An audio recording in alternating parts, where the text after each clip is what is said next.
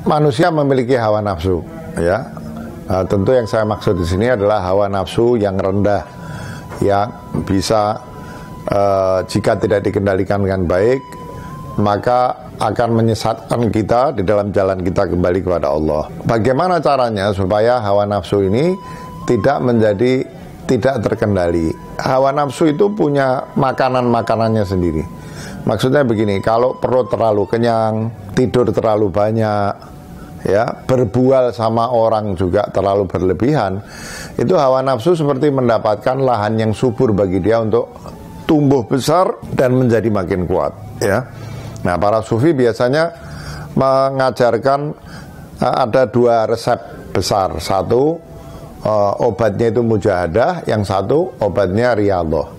Apa itu riyadhah? Riyadhah itu artinya mengintensifkan ibadah secara khusyuk, secara ihsan, ya.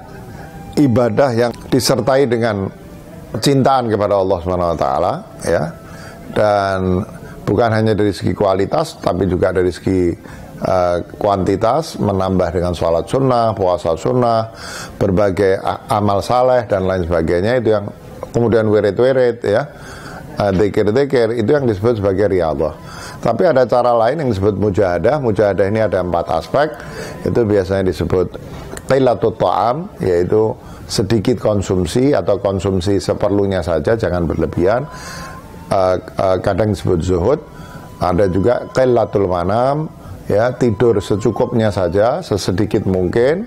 Kadang disebut sebagai sahar. Kemudian qilatul kalam, itu sedikit bicara atau bicara seperlunya, jangan berlebihan, itu disebut sebagai shamt.